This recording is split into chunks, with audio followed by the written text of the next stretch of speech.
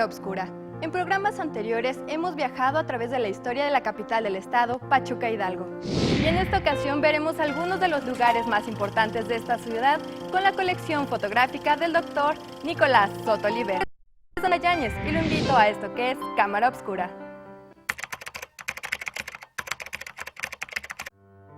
En esta ocasión, Cámara Obscura se encuentra en la ciudad de Pachuca Hidalgo, capital del estado, en la residencia del doctor Nicolás Soto Oliver, investigador de historia del estado de Hidalgo y del México precortesiano.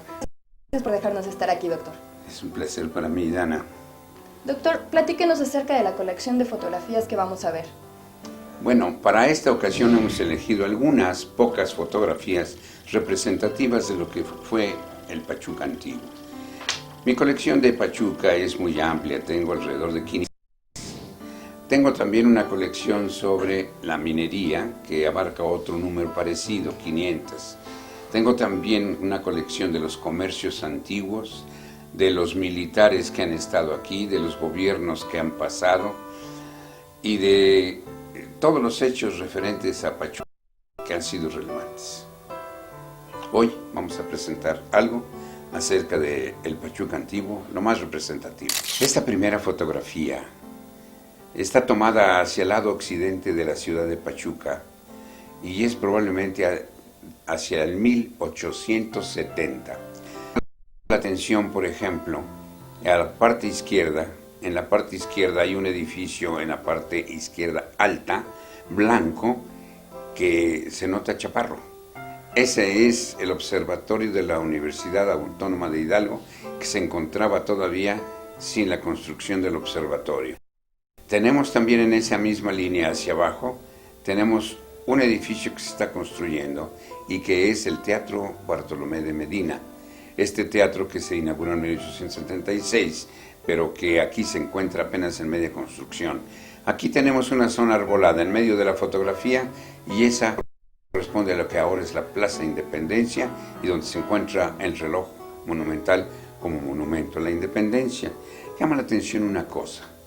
Siempre se ha dicho que los árboles de alrededor de Pachuca se los acabaron y que aquí podemos observar en esta fotografía antigua que los cerros eran completamente pesados, que si acaso había algunos sembradíos de magueyes. Y podemos ver también en la parte superior derecha algunos terreros que son producto de los desechos de las minas. También en la parte baja de esta fotografía podemos observar que hay una serie de casitas, árboles, donde actualmente se encuentra la presidencia municipal. En esta imagen estamos viendo un campanario que ya no lo encontramos ahora. Platíquenos de esto, doctor. Este es un hecho común, pero interesante. Este campanario, que tiene varios cuerpos y una linternilla en la cima, era de la iglesia de la Asunción. Un rayo lo tiró y no volvió a levantarse nunca. Se quedó trunco. En el fondo podemos observar los terreros de la mina del Cuichi. Esos terreros significan miles de toneladas que se encontraban allí listas para ser transportadas a las haciendas de beneficio para sacarles la plata. Doctor, aquí estamos viendo un campo. ¿De dónde es? ¿De qué parte es? Sí, tienes razón en extrañarte. Esta foto es muy rara. Hay un caserío en la parte baja proximal que se refiere a la planta eléctrica de Cubitos. Y pueden ustedes observar alrededor solamente los cerros y magueyales múltiples. Esto es Cubitos, pero Cubitos es la parte baja, donde está la planta eléctrica. Todo rodeo de casas, con una multitud de gente que va en todos sentidos y todas direcciones. Y aquí, si estuviéramos mirando hacia atrás de nosotros, veríamos de Cubitos que se levanta con miles de casas donde viven miles de gentes. Es una fotografía muy antigua. Corresponde a más o menos 1875. No podemos considerar que haya fotografías del siglo XVIII, del XVII, porque no se habían inventado todavía. En esta imagen estamos viendo un camino y un carro, bueno, que son entrañables. Un carro muy hermoso que ya tiene mucho tiempo que no se ve. ¿Qué es lo que estamos viendo? ¿En qué parte es? Estamos viendo el mismo Cubitos. Esto es donde empezó a asentarse los casas de los. Este es un camino dentro de Cubitos lo que es la parte urbana, donde están las casas. Y esa zanja que vemos en primer plano, eso es el drenaje que se estaba introduciendo. El carrito es precioso. Es un coupé de los 20, de 1920. ¿Qué estamos viendo aquí? Es un campo baldío, vemos un pequeño kiosco atrás, esos personajes. Bueno, se antoja pensar que esos señores están fraccionando ese terreno baldío, ¿verdad? Pero no, este es un cementerio. El cementerio de San Fernando, que simplemente emparejaron las tumbas y en él erigieron el parque que ahora se conoce como Parque Hidalgo, pero que originalmente, como lo vemos en la foto, se llamaba Parque Porfirio Díaz. Lo que le pusieron es su kiosco central, eso sí, y allí tienen ustedes algunas personas visitantes seguramente disfrutando del primer jardín que teníamos en Pachuca, una zona de paseo. Pueden ver unas varas allí en forma vertical y que no son más que árboles recién plantados, unos se dieron, otros no. También tenemos una banca muy modesta de hierro, una serie de ellas, después se mandaron a hacerlas de hierro colado a Apulco, fue un modelo muy hermoso. El kiosco desapareció desde luego. Y en el fondo vemos nosotros los cerros de Cubitos y los que le siguen, que son parte de la Sierra de Pachuca. Como ustedes saben, está construida en la falda sur de la cordillera llamada la Sierra de Pachuca. ¿Aproximadamente de qué año es esta foto? Esta, por ser dedicada a Porfirio Díaz, nos denota que se trata de los tiempos prerevolucionarios. Aquí estamos viendo esta bonita fotografía. Doctor, platíquenos, ¿qué es esta? Cuando se construyó el Parque Hidalgo, como ya dije, se tomó de los terrenos que ocupaba el cementerio de San Fernando porque se saturó. El 1 de enero del siglo XX, el primer día del siglo XX, se inauguró el cementerio de Atolo, que la gente le llama Panteón. De hecho, oficialmente así se llama Panteón, mal llamado, porque Panteón es el lugar donde residen todos los dioses, y eso es un cementerio del que se trata aquí. Era el cementerio de San Fernando, se saturó. Con las epidemias que asolaron Pachuca durante el final del siglo XIX y el principio del XX, ya no hubo donde enterrar un muerto más, y por eso empezó San Bartolo. Aquí tenemos la parte sur del Parque Hidalgo, que se construyó sobre ese cementerio. Aquí abajo, desde luego, de estas construcciones, desde luego allí abajo, en el Club Rotario actual, donde a veces ustedes han ido a bailar, allí, bajo sus pies, hay tumbas también. Este era el Instituto Bacteriológico. Este era un instituto de investigación bacteriológica que estaba muy de moda para aquel tiempo, al empezar el siglo XX. Se encuentra colocado en la parte sur del Parque Hidalgo, en lo que ahora es más o menos el Club Rotario, la Avenida Madero. Una de las fotografías que más nos gustan aquí en Cámara Obscura son donde se retrata a la gente. Y aquí estamos viendo una de las calles y parece un desfile. Doctor, ¿qué es lo que estamos viendo? A mí me llama mucho la gente, porque precisamente la vestimenta de las personas, el modelo de los coches, el tránsito de asémilas, nos permite determinar la fecha en la cual fue tomada la fotografía. Esto es la parte sur del Parque Hidalgo. En esa casa que se ve a la izquierda, podríamos considerar que es donde era el PRI hasta hace poco.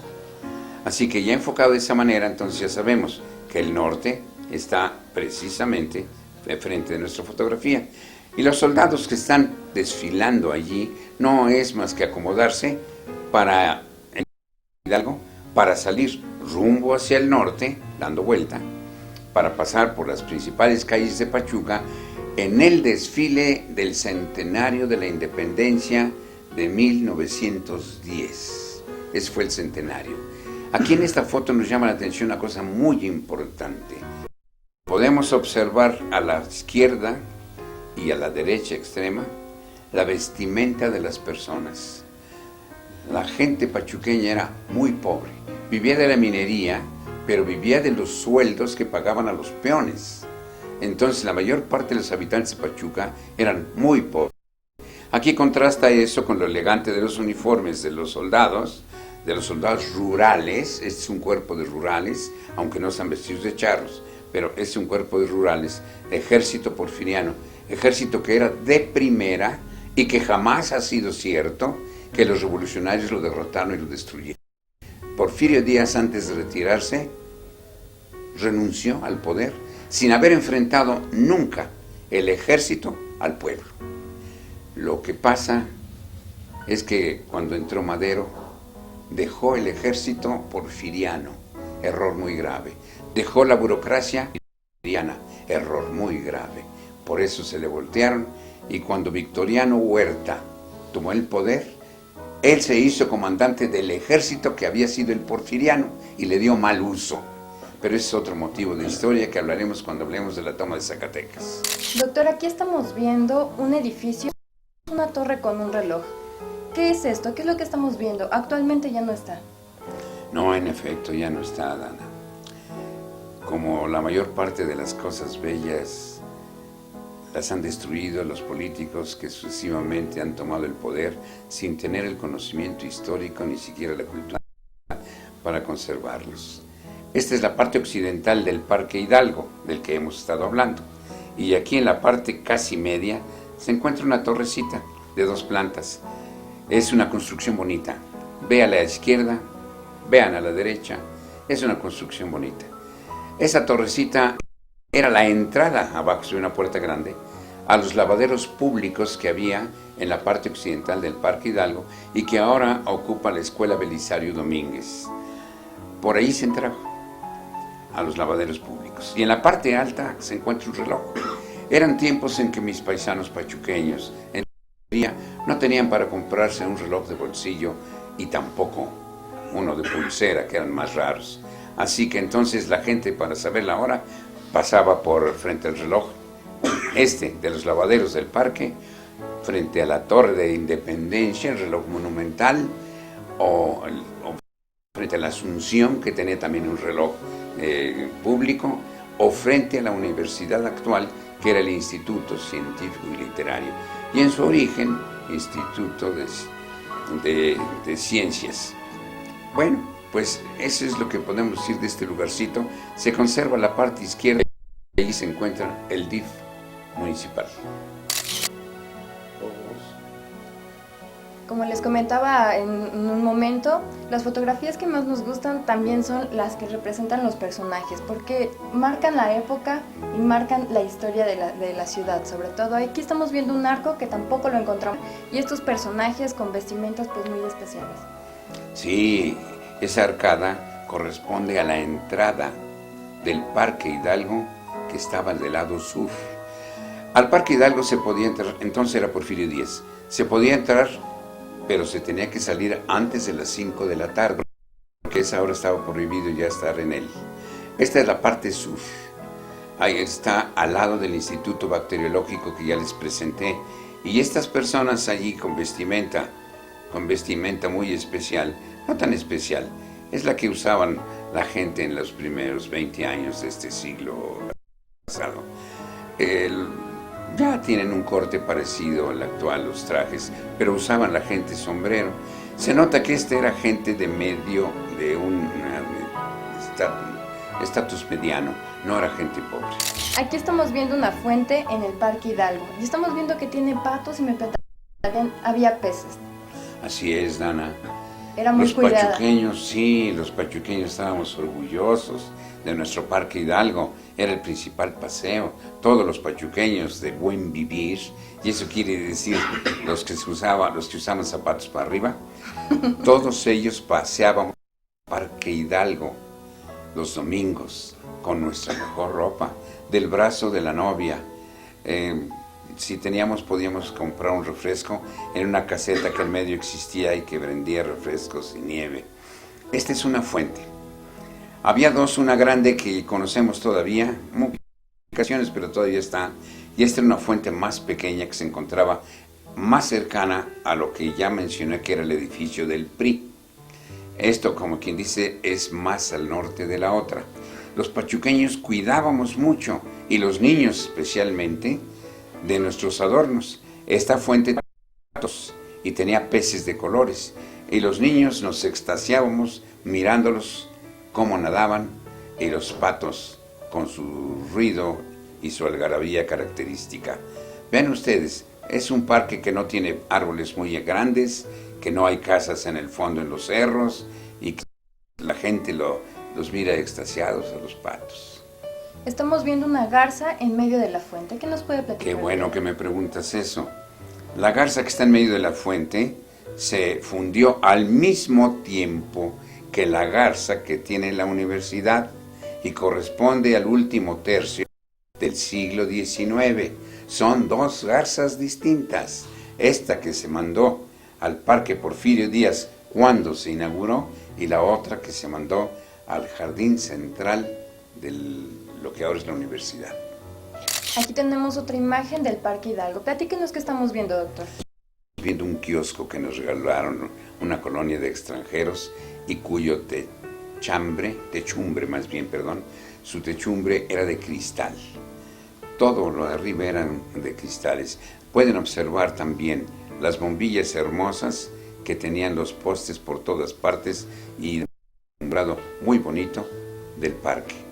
El suelo se encontraba adoquinado y seguía siendo un precioso paseo.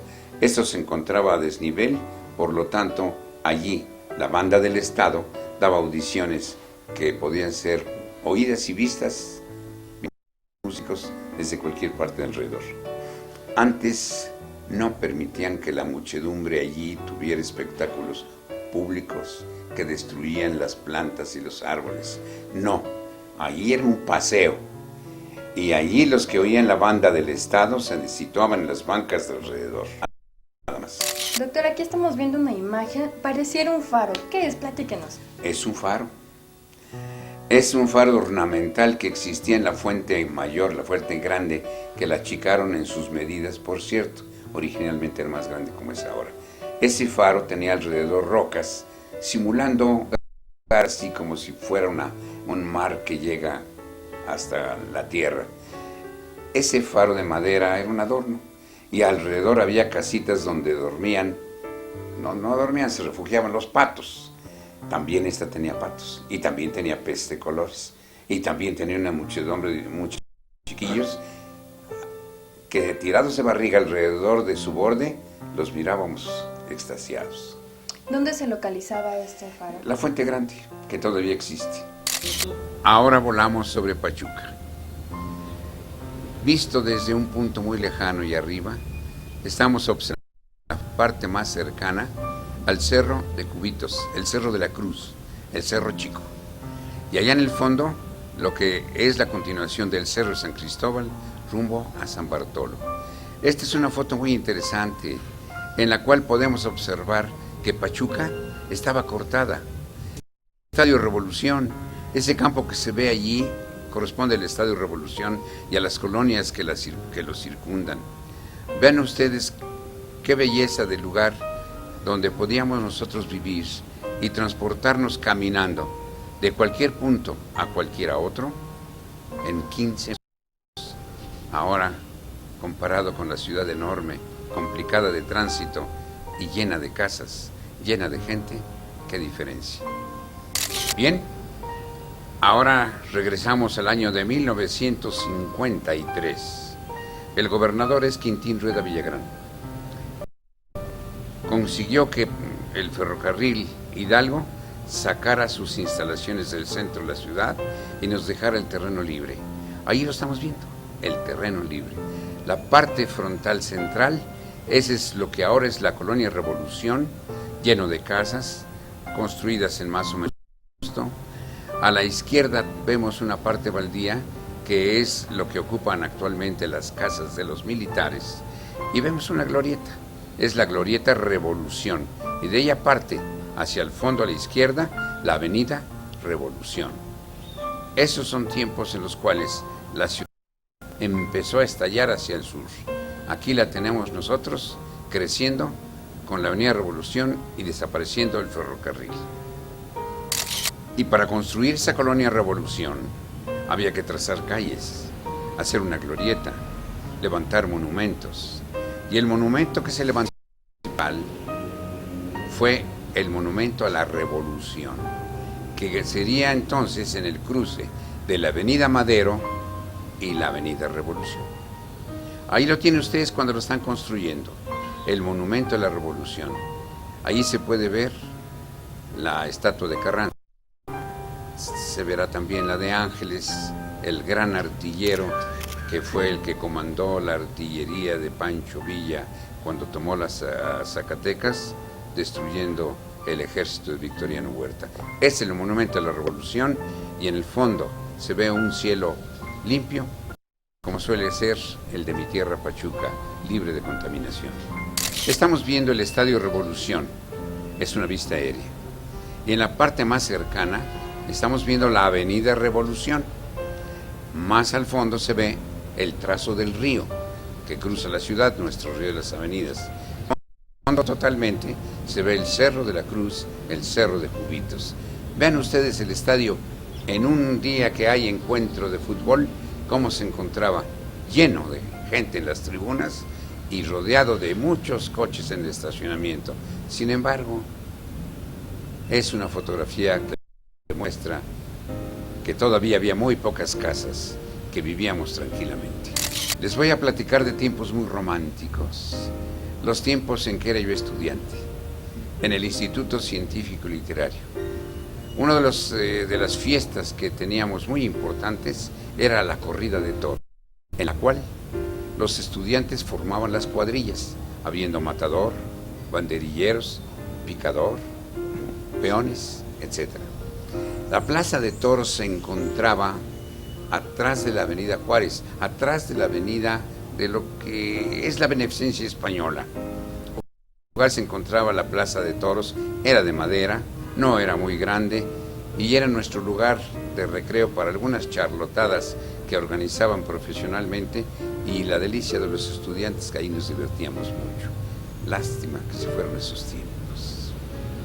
Ahora nos metemos por último en lo que fue el principio de la construcción de la Avenida Revolución. Aquí todavía no empezaba. Esto era el parque deportivo llamado Margarito Ramírez, que pertenecía a los mineros de la Real del Monte y que los estudiantes ocupábamos siempre para nuestros campeonatos de atletismo.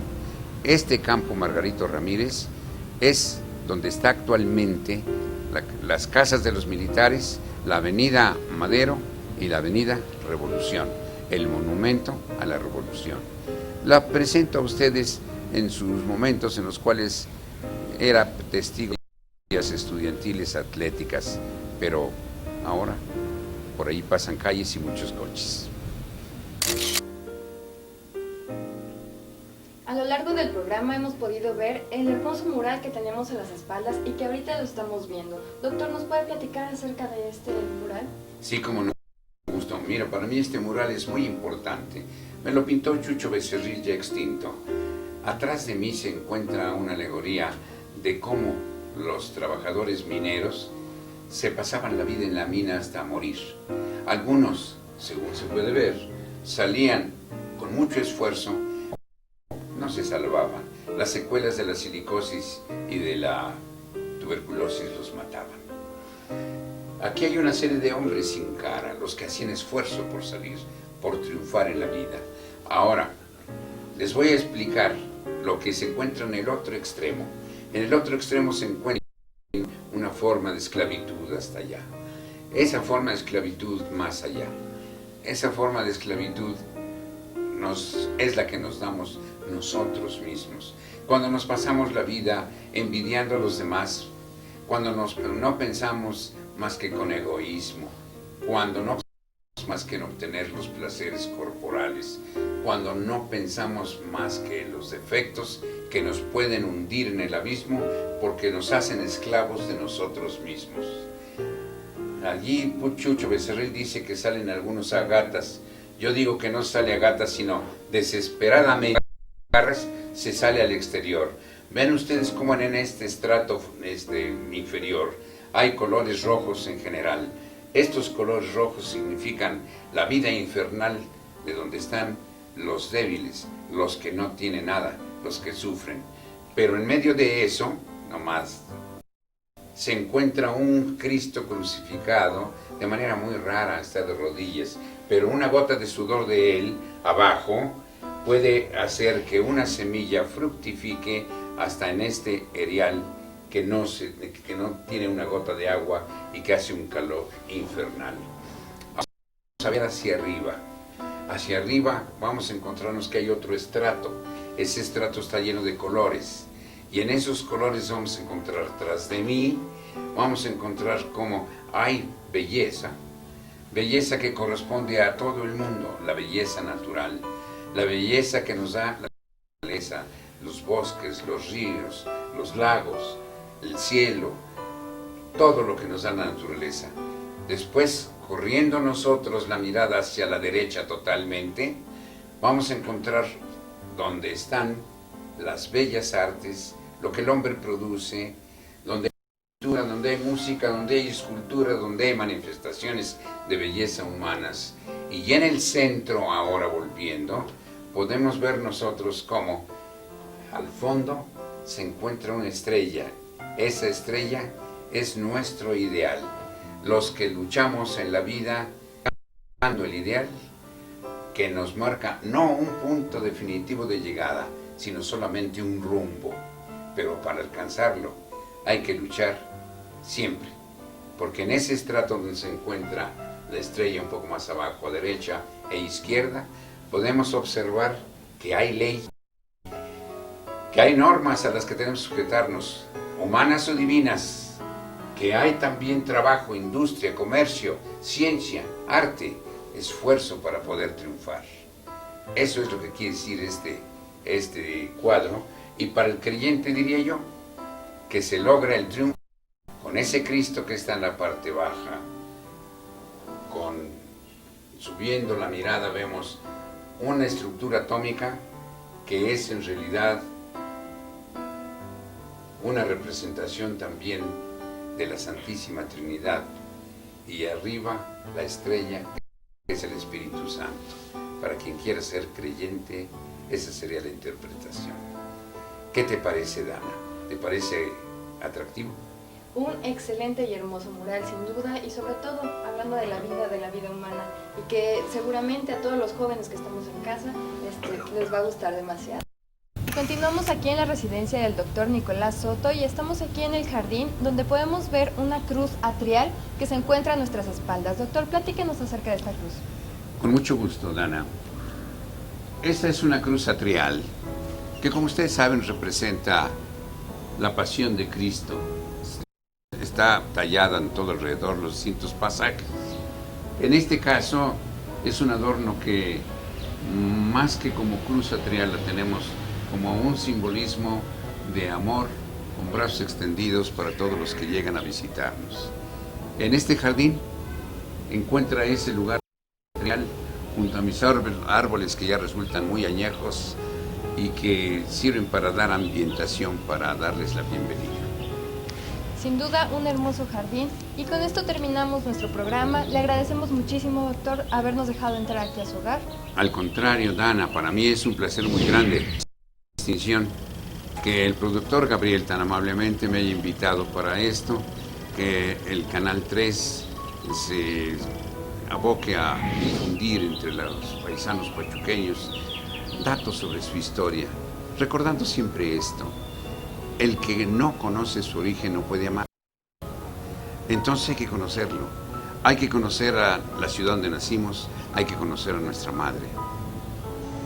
Pues muchísimas gracias, doctor, por estas imágenes y por esta historia que nos ha compartido el día de hoy. Nosotros los esperamos en una próxima emisión de Cámara Obscura.